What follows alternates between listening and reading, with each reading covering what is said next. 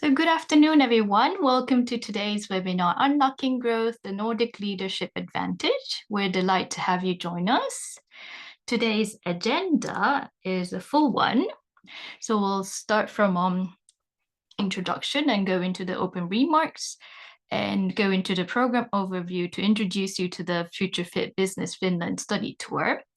And then we'll have the keynote speech of Unlocking Growth, the Nordic Leadership Advantage, where you'll be learning from Finland's superpower. So according to PwC's annual Global CEO survey, 42% of global companies risk being obsolete. So what can we do to make our own organizations grow? So let's learn from the best practices from Finland, a country that has been always ranked high in sustainability, innovation, and happiness. And after the keynote speech, we'll go into the program in detail about the Future Fit Business Finland study tour. And if you have any questions, we'll cover at the very end. So please feel free to actually put your questions or comments in the chat whenever, and we'll cover it at the very end.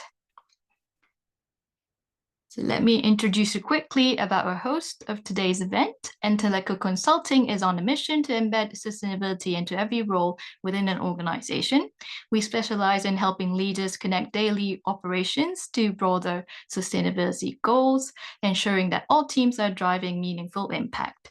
As part of Global Perspectives KK, a global leadership and cultural change consulting firm, we collaborate with corporations, SMEs, and global organizations to implement transformative strategies. Together with our trusted experts, we deliver measurable incomes and help businesses adapt to an evolving world.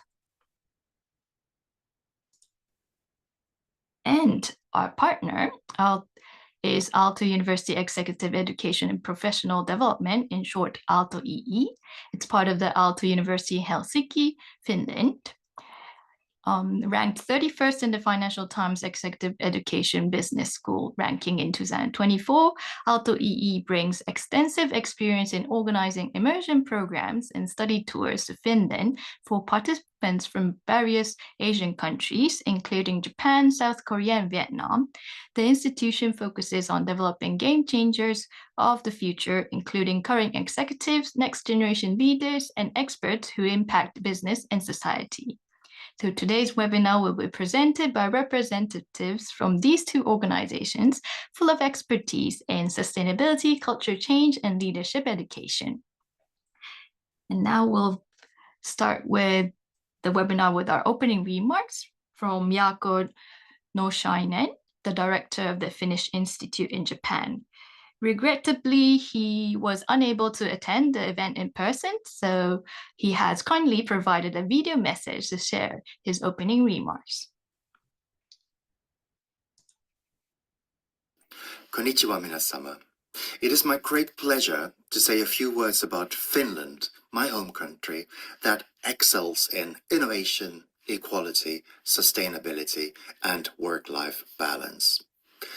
Finland and Japan share a deep respect for craftsmanship and technological excellence, as well as a profound love for nature. Our cultural bond, combined with Finland's strong values of collaboration, creativity, and inclusivity, creates fertile ground for Japanese businesses seeking new opportunities. One of Finland's greatest strengths is its leadership in innovation. We are ranked among the most innovative economies in the world, and we are pioneers in artificial intelligence, clean energy, and digital technology. With government-backed research initiatives and a thriving startup ecosystem, Finland provides a dynamic environment for companies looking to invest in cutting-edge technologies. But beyond technology, Finland also stands out in gender equality in the workplace. Finnish companies recognize that diverse leadership drives success. Women hold prominent positions in business, in research, and in government, making inclusivity a key factor in Finland's global success. This commitment to equality has also fostered a work culture where all talent is valued, leading to better decision-making, enhanced innovation, and sustainable growth. And speaking of sustainability, Finland is also a global leader in environmental responsibility. From renewable energy initiatives to circular economy practices, Finnish companies prioritize sustainable solutions that align with global climate goals. And Finland is also known for one of the best work-life balance environments in the world. Productivity and efficiency are directly linked to well-being. Employees enjoy flexible work arrangements, generous parental leave policies, and a strong focus on mental health, all of which contribute to a highly motivated and innovative workforce. So in conclusion, this is an excellent time for Japanese business leaders to embrace Finland as a strategic partner. With its dedication to science, innovation, sustainability, inclusivity, and a good work-life balance, Finland is an ideal destination for forward-thinking businesses. I wish you a very, very successful study tour to Finland later this year. Arigatou gozaimashita. Thank you, Jaakko, and I hope you enjoyed the strong message about Finland. Now I'd like to pass on to Gavin to talk about the Future Fit Business Finland study tour. Thank Gavin. you. Oh, thank you, Ellie, and thank you very much for everyone taking some time out of your day to join us this afternoon. And it was also great to hear from Jaakko there about what makes Finland a great destination for future thinking leaders. And that's why we're so excited to be working with Aalto EE to offer APAC-based business leaders the opportunity to experience what Finland has to offer and to bring it back to Asia to help develop future business leaders. So briefly, and I will keep this very short because we want to get straight into the main part of today, the program that we're offering with between Enteleco and Aalto EE is a 3-phase transformational journey focusing around mindset shift, enhanced creativity, and most importantly, creating a business-focused action plan for after we have our program that can be implemented in business that will allow business leaders to develop sustainability-focused and future-fit business-focused strategies that will have an impact on their business. It will be basically a set of practical workshops here in Japan or across APAC, as well as the 4-day immersive study tour to Finland that will be hosted by Aalto. And you'll hear a little bit more about that later on in our session today. The goal is really for participants to come away with an updated mindset, taking into account what they learned in Finland, bringing that different perspective, and that gives them ability to reframe the problems that we are facing in this region and turning those problems into opportunities for innovation and growth. And our whole focus on this is really helping companies to become future fit, considering the challenges that we're going to be facing in the next few years. And another added bonus is that we will be bringing together different cohorts from different companies, and this cross connection and this networking opportunity we found in programs we've run similar to this in the past have really been a great way of building almost like a little community of future business leaders that have often worked together well after the programs we've run, and often the participants have found that to be one of the most important parts of coming on these programs. So, Ellie, if you can move on to the next slide.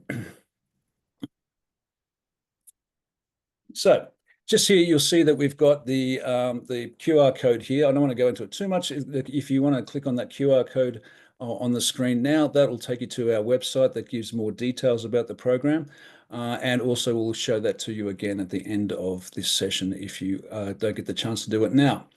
So most importantly, and the reason we're all mainly here is for our main event today, to hear about Nordic leadership from our very special guest speaker, Dr. Patrick Furu from Aalto EE. So I'd like to hand over now to Patrick.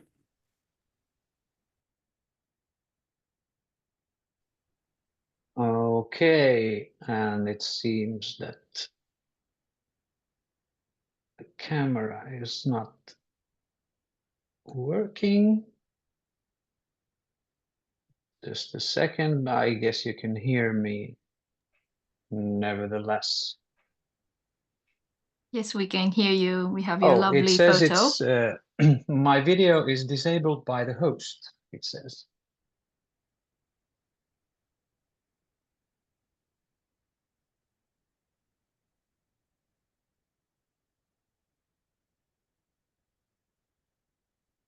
Now it should be on, right?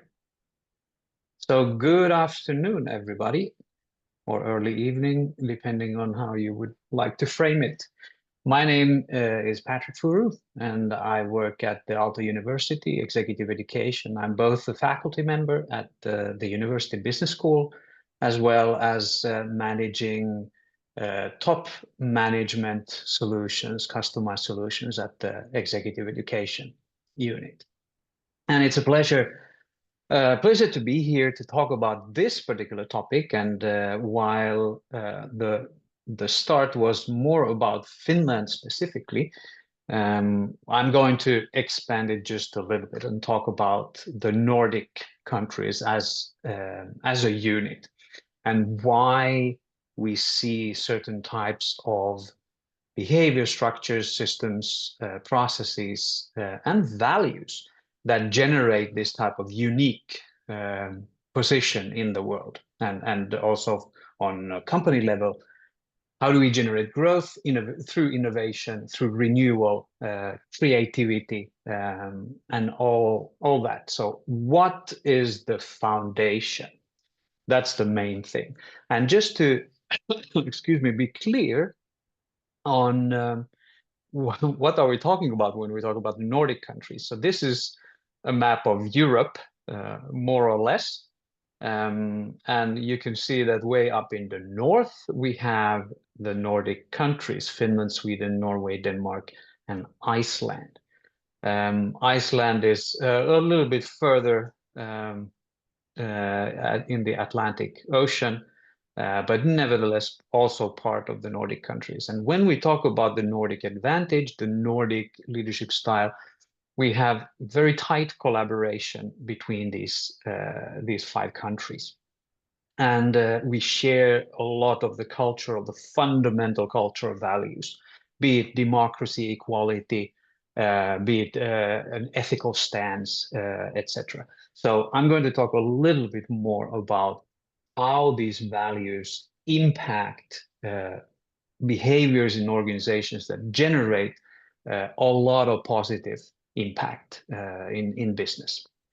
So just to give you a snapshot of why we can say that there is something unique and something of an advantage in the Nordic countries and cultures and also corporations.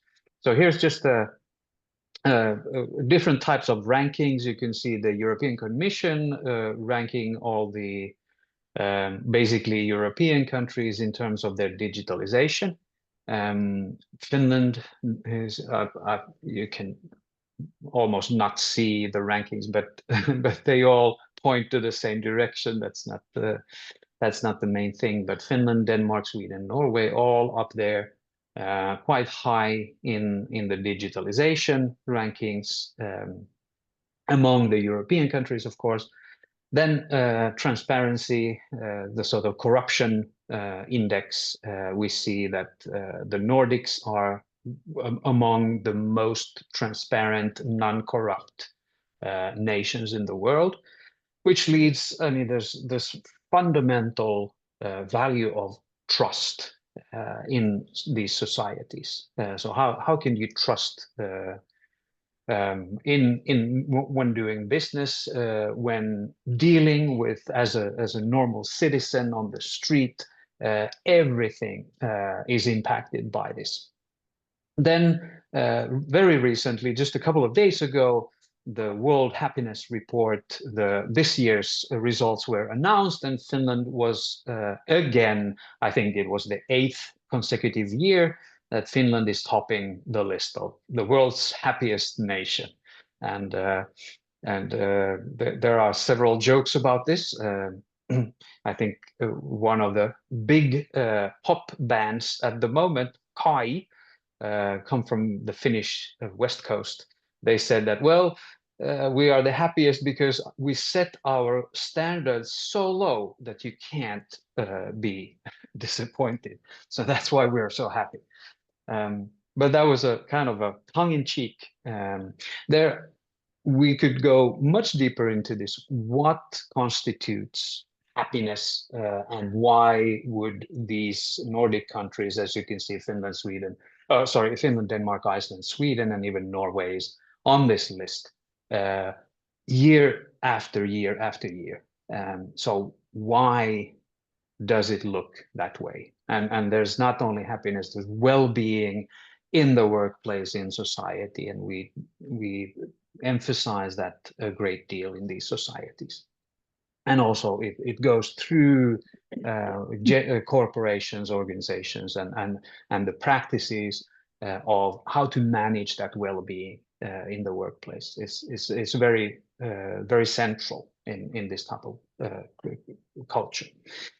Without going into detail on the global gender gap index, we see Nordics leading the way.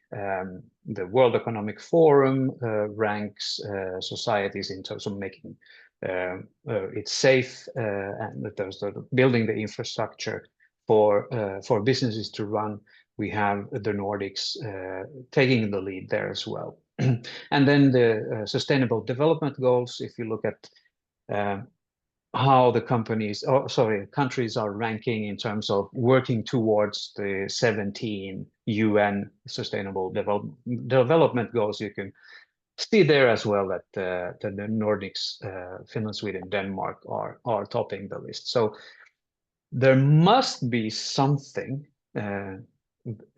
more fundamental than just randomly being number or top 5, top 10. In the world in these dimensions.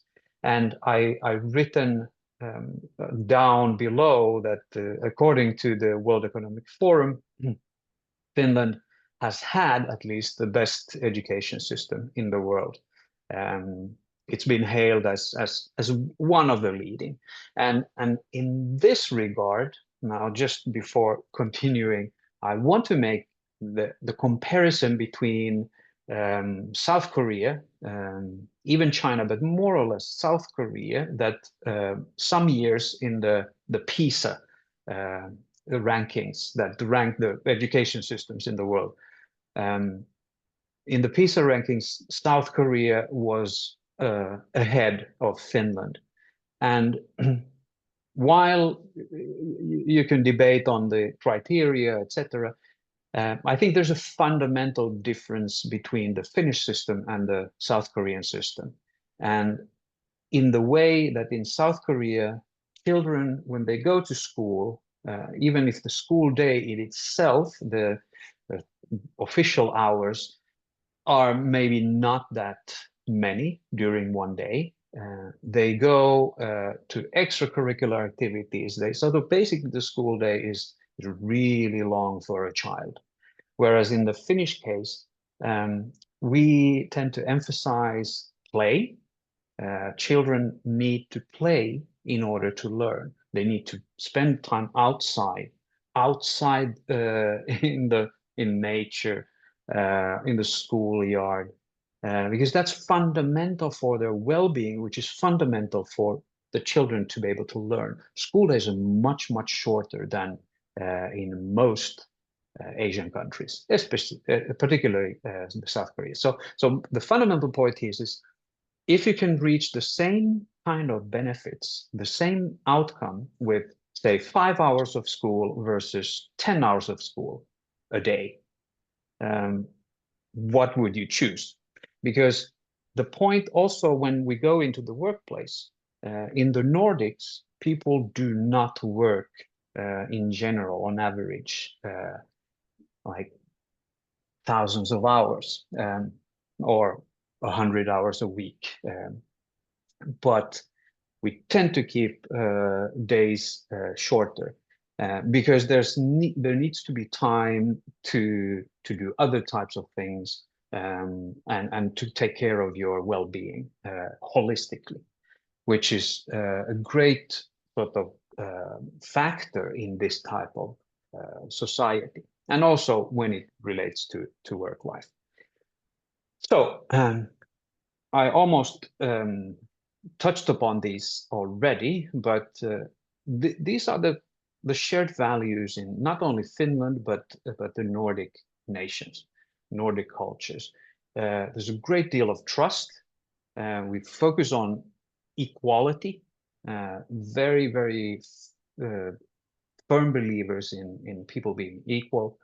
We focus on nowadays a lot on sustainability, and that last one, I call it togetherness.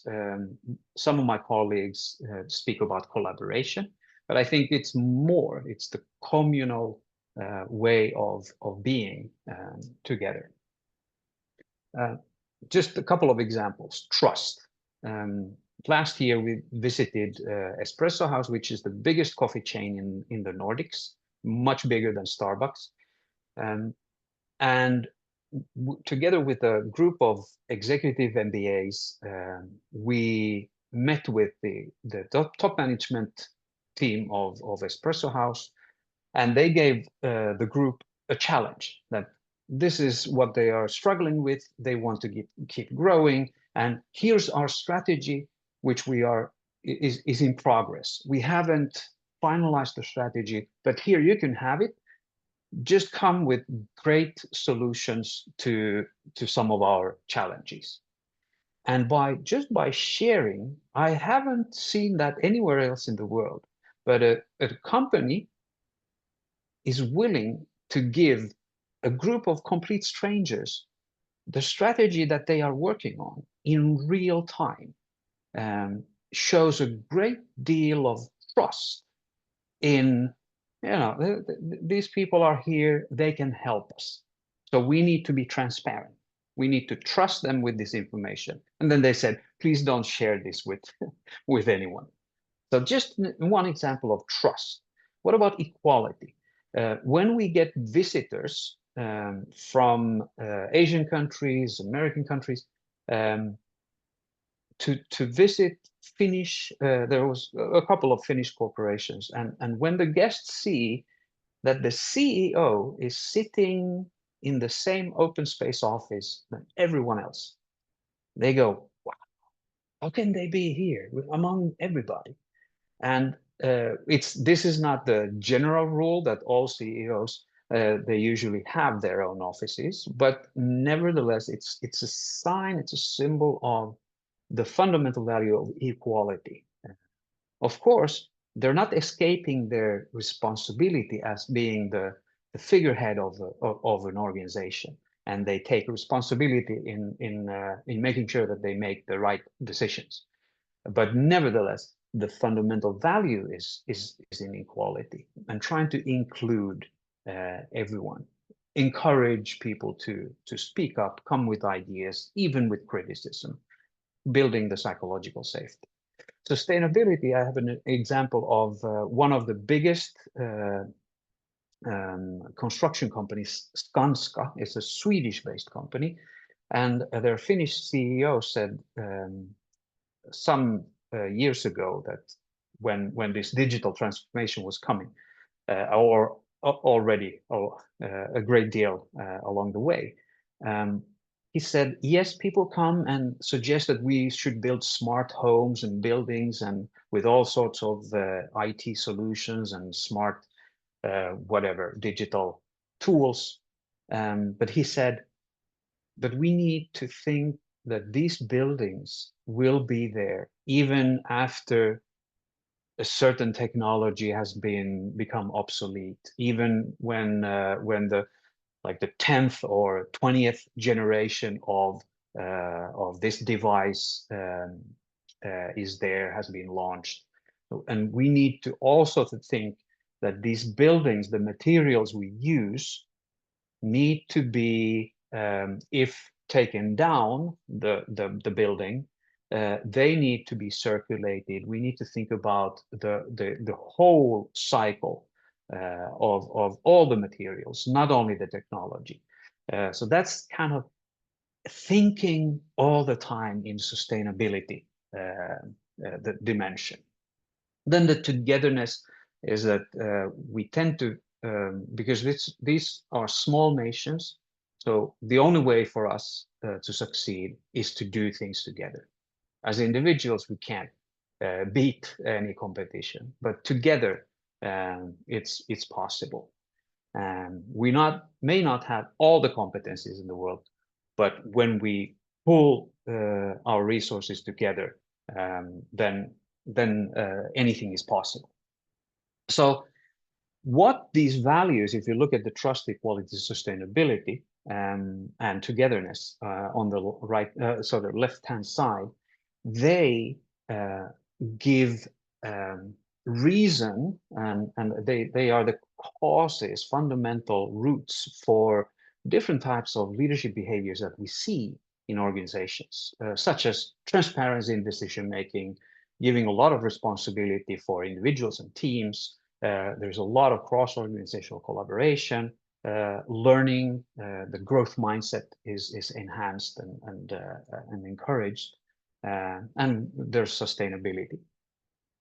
And then the impact is that many of these countries, we are very proud in Finland, for instance, of the innovativeness, so always trying to be on the cutting edge, etc. So you have all sorts of positive outcomes of these the values and leading to behaviors.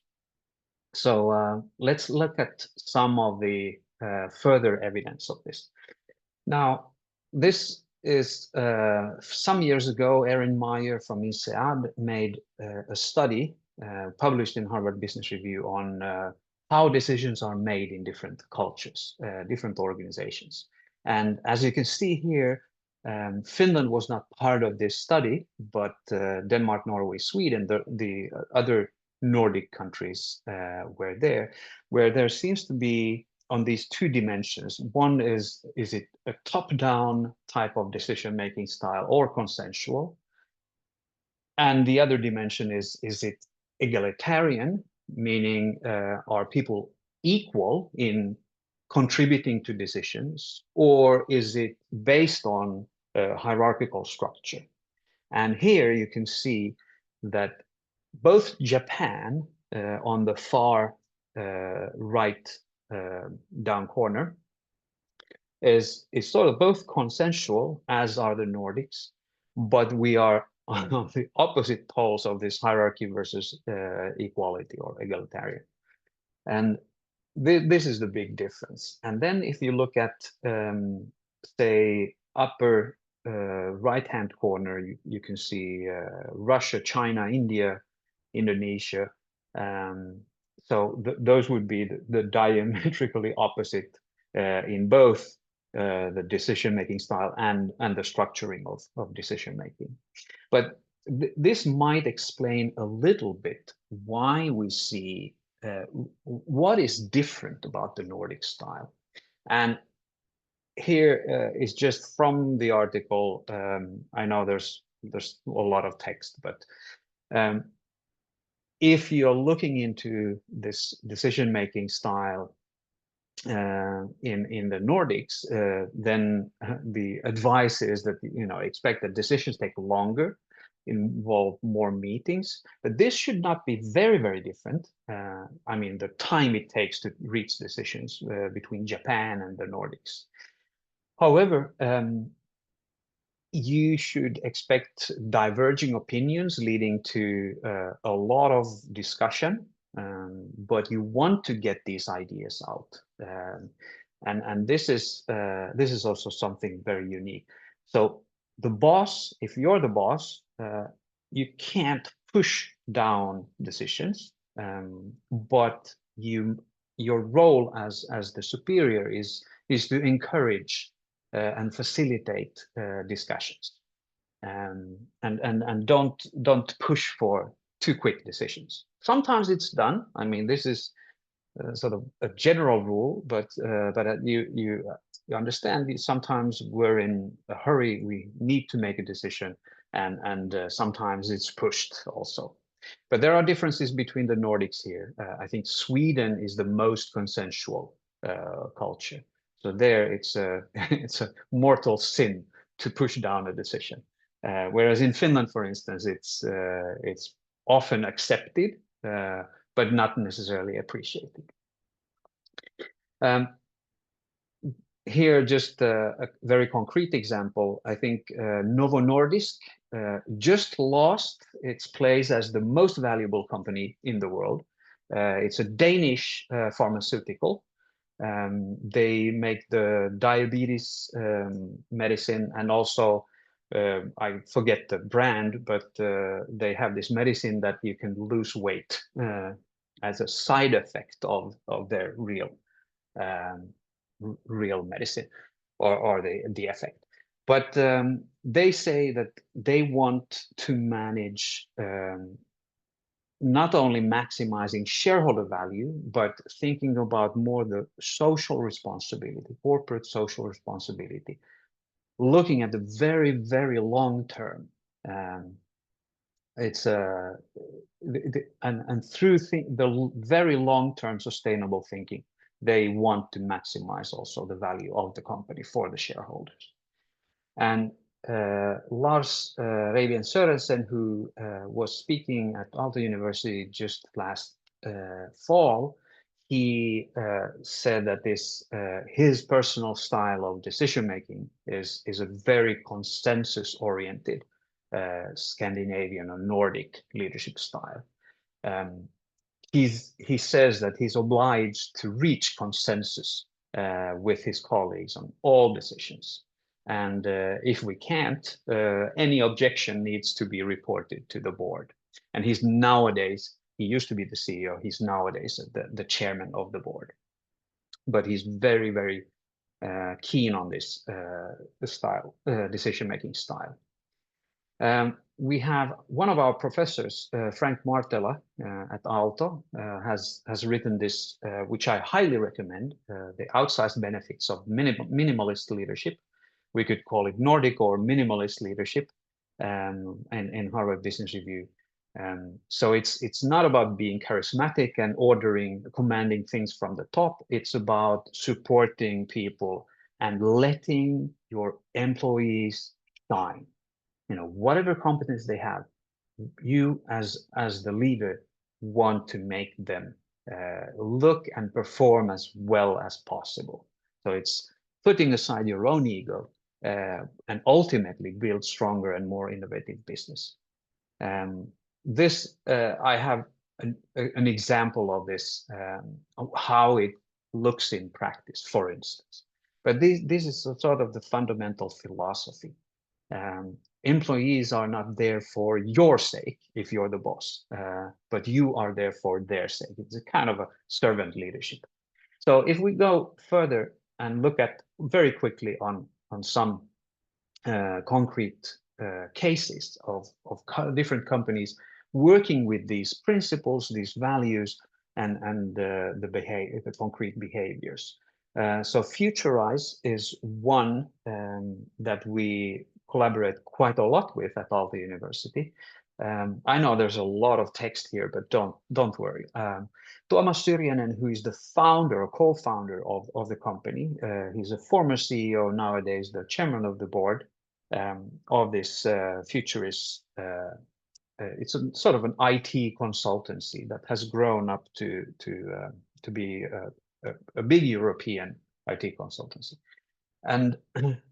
And he realized when he was the CEO that his time went into when people came to him to ask for solutions. They came with problems, please solve this for us. And then he realized that something is structurally wrong. And then he thought, okay, so when people came to him with their problems, he said, well, you have all the information. he explained, you know, what the reasons were. Now you make the decision, and I will support you. Whatever you decide, I will be supporting you. But he wanted people to start thinking like the CEO, giving a lot of responsibility for the employees to make the right decision. And whatever that decision was, whatever the outcome, he said also, if they made the wrong decision, they would know. I mean, they would realize, oh, okay, so we made a mistake. Then they came back, analyzed what was decided, why did it go this way, what can we learn? And the what can we learn is one of the most fundamental points in this type of style of leading organizations. So it has to do with the growth mindset. We can always improve, always become better. So what about the self-managing teams then? Spotify is one of the best known examples of this. In Sweden, it's a Swedish company. They even call the agile organization model as the Spotify model. So it's they don't talk about agile in Sweden, they talk about Spotify. And Spotify, of course, has revised and modified their organizational structure, their solution throughout the years, many times. So whatever we read today is not going to be what it is tomorrow. But it's more or less, they give a lot of responsibility. They trust the teams, the tribes, as they call the squads and tribes, to make the right decision. And maybe the focus is on speed. They trust them to make the decisions, and then they know that doing this, by giving a lot of responsibility, by organizing the whole thing in this way, they will have a lot of speed. And if they make bad decisions, so-called bad or wrong decisions, incorrect decisions, they can always return. Because in this Spotify way of also building the software, they have always a working solutions that they can go back if they make changes that are not successful, so they can go back and reverse that decision and that solution. So but a lot of responsibility and trust among the teams themselves.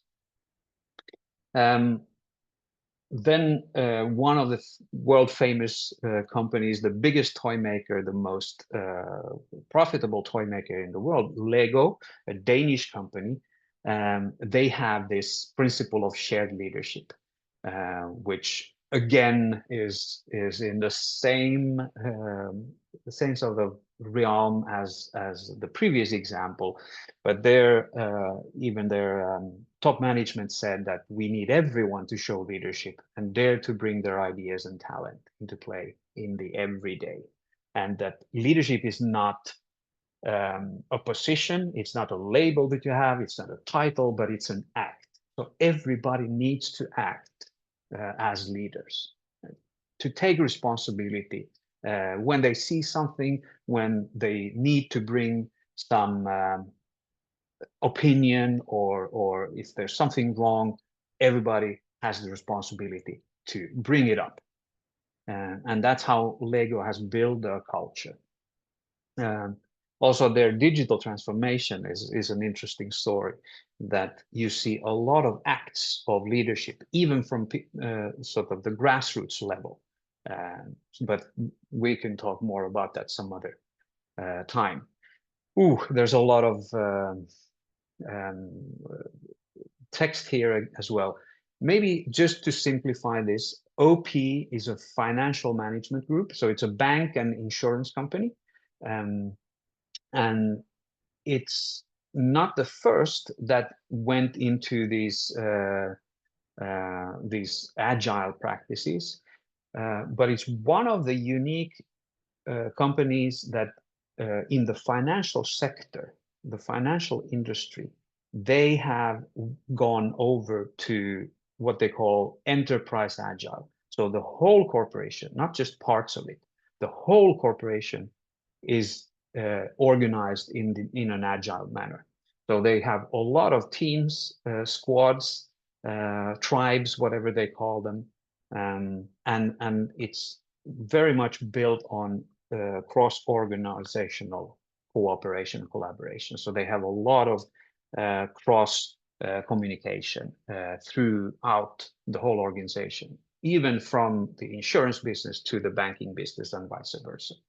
And that's they are one of the best performing financial groups in the Nordics.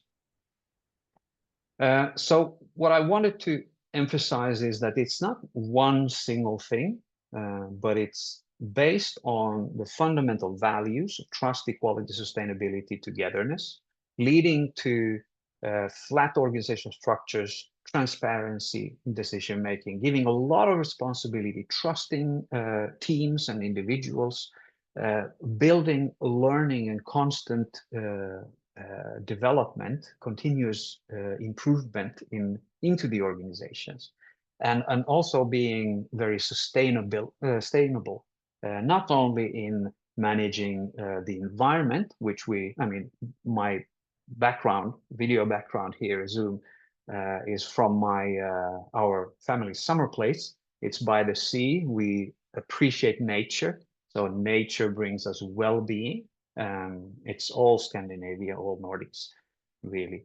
So it's sustainability. We think in a very holistic way of sustainability. It's not only circular economy, it's not only environmental friendliness, it's not only this and that, it's also sustainable leadership practices.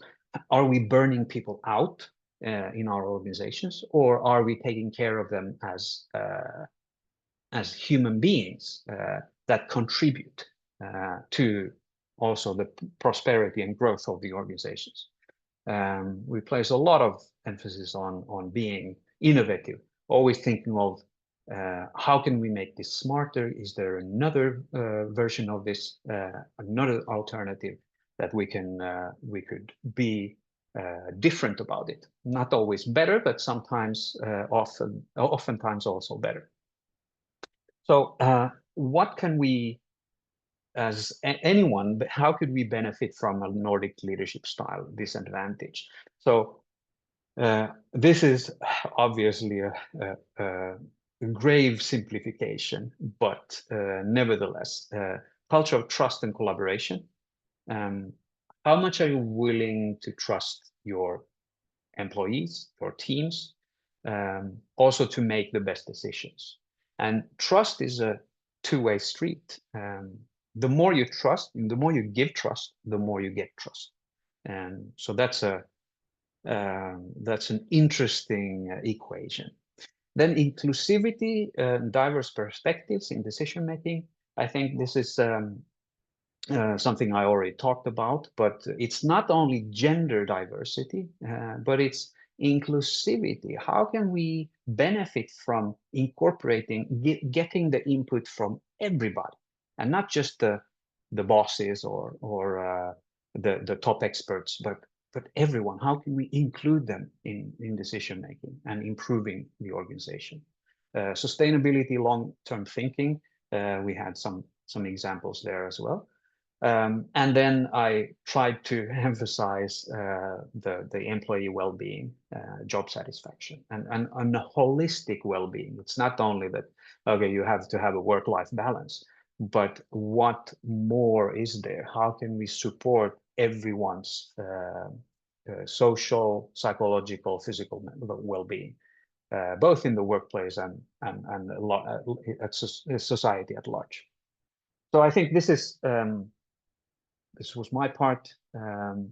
I thank you very much for your attention. It was a great pleasure to talk. I would be happy to talk about this for days, of the different aspects, and bring new company cases and examples. So thanks very much. Thank you very much, Dr. Furu. I hope everyone was inspired by his speech. And if you have any comments or questions, please feel free to put it in the in the chat, so that we can cover after this. So now I would like to turn it over to Anuja to talk about the Finland program more in detail to make you excited. Anuja? Yes. Thank you, Ellie. And as I would repeat what Ellie said, please put the questions on the chat so we have a good discussion later. So this is Aalto University, shaping a sustainable future. That's the core theme, DNA of the university. This is the place where you will be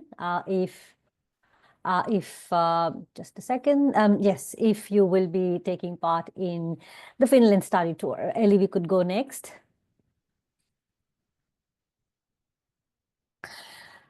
Yes. So the basis of Aalto University, the Finnish government formed the Aalto University, or mandated the merger of 3 universities to form an innovation research-based university in Finland. It's a multidisciplinary university. We have science, design, business, architecture, technology schools, all in one university. And we as Aalto EE get the advantage of being in the center of all those disciplines and faculties, and all the executive education, professional development, study tours that we have dig into the expertise of the multidisciplinary faculty that we have at our advantage. Next slide, please.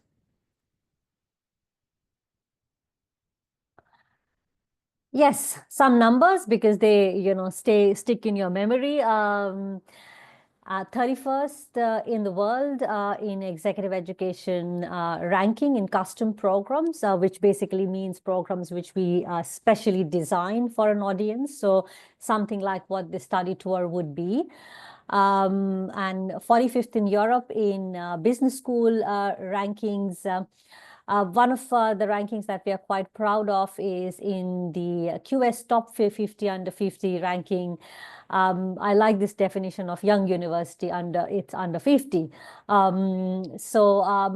are 9th in the world. And also our arts and design school, the ranking is not here, is always or almost always ranked in the top 10 in the world. Next slide.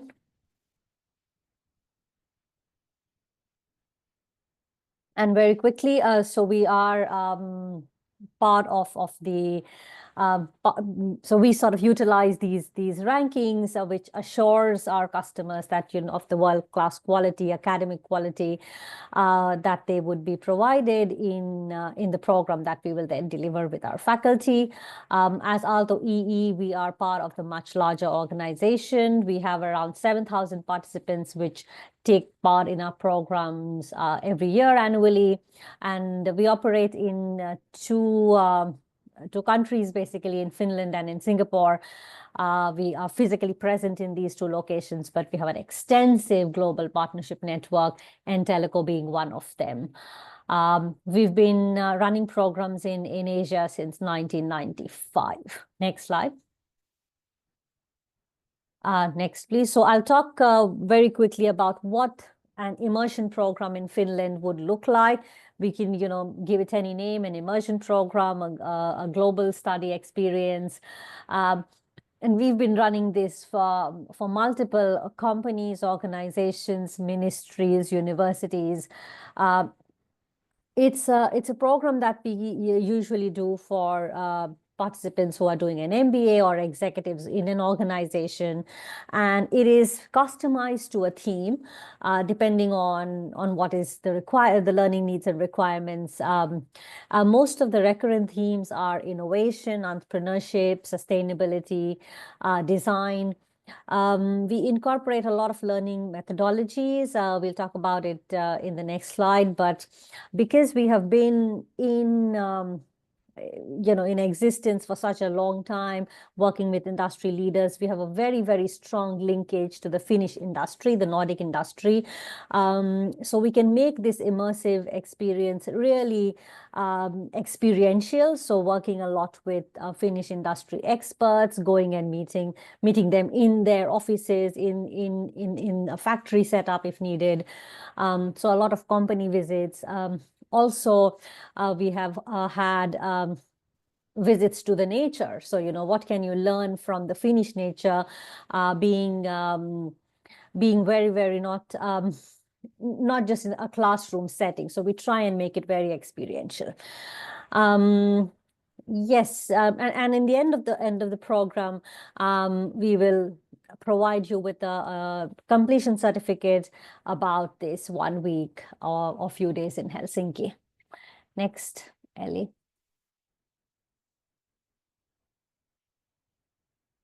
Yes. So what are the different elements that we will cover in this study tour immersion program? So there will be keynotes, workshops, industry speakers, and field visits. These would be the key elements of the program. When I think most of them are self-explanatory, but maybe about the field visits. So we take the participants outside the classroom, mostly visiting either companies, but sometimes it could also be, as an example, walking in the forest with the strategy leader from big company, you know, talking about her or his experiences from leadership. So it's drawing on what Patrick explained, that, you know, it's just about the mindset that we are stressing upon during this 1 week, rather than providing a lot of theoretical frameworks. Next. Yes, and today I thought that maybe just to give you a sampler of what are those company visits, what are those guest speakers that could be part of the program. Some of them need no explanation: Nokia, Rovio, Angry Birds, and then we have Moomin characters. So that's quite famous in Japan, and then UPM, paper and pulp heavyweight in Finland, and you know how they are now focusing on enabling a better work environment. So these are companies which are focused not only on productivity but also on an ethical, sustainable leadership, and sustainability is in the core of most Finnish companies, including these. Rovio is also an example of entrepreneurship, you know, working with startups, which they do quite much. So next. Yes, some examples also about sustainable companies or companies where the strategy or the business model comes from sustainability. I'll probably run through very quickly in essence of time. So Stora Enso is a leading provider of renewable packaging, biomaterials. It's actually one of the oldest companies in the world, oldest listed companies in the world. And, you know, this is a very, very good example of how elephants can also learn how to dance. So, you know, it's a great example of now that they are working with startups. They're renewing their business models. We've actually, as Aalto EE, run a lot of accelerator programs where we have brought Stora Enso and startups from all over the world together, working that the participants from Stora Enso learn from that how do they become agile like the startups that they are working with.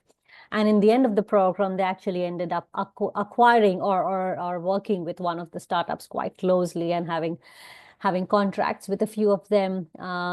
So yes, I think our programs do actually end up resulting in concrete results after the program. This is one of those. Kone, again, you know, if you step into a lift today, just you know, see if it's Kone, and probably it will be. A great example again of putting technology and sustainability into their strategy. Useless Pure Waste, they are both again based completely on sustainability. These are startup scale-ups which have sustainability as their business model. Next, so yes, so basically a lot of examples, whether they are startups, scale-ups, or big companies, global companies with hundreds of thousands of employees all over the world. So when you come to Finland, you will get to see and work with, network with a mix of these companies during your time here in Helsinki. This slide is basically a reference, testimonial of what we have done in the past. We have been doing immersions for over 15 years, and you can look at the brands that we are hosting from all over the world, starting from ministries.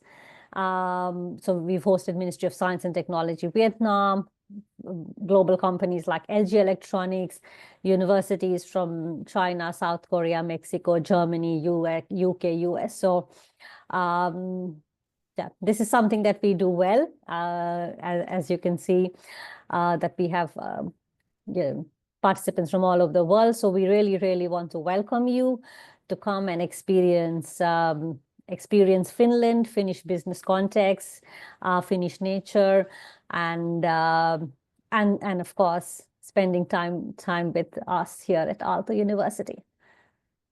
Ellie, I hope that was fast enough for 10 minutes. We do have this video, but I don't know if we can. So this, I don't know if we have time to show this, but maybe you could add it to the recording somehow. Yes, thank you. Thank you, Anuja. Hope you enjoyed this learning opportunity and have some ideas to take back to your organization. And please feel free to contact us if you're interested in learning more. And this is our website that describes the program in detail, and we'll be putting probably this recording and others in this website. So and there is a contact form in this website as well, so feel free to contact us. I know we're running out of time. We did have a question on the chat, but I think it's already answered. But does anyone have any other questions?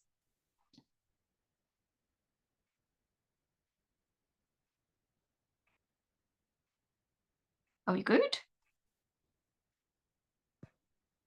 Well, if we don't have any question, thank you so much for coming today. I hope you found the session very interesting. And oh, Sarah.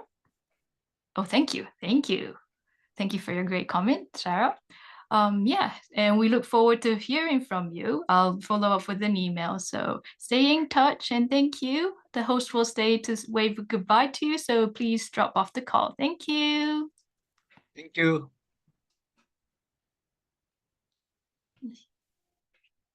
Thank you.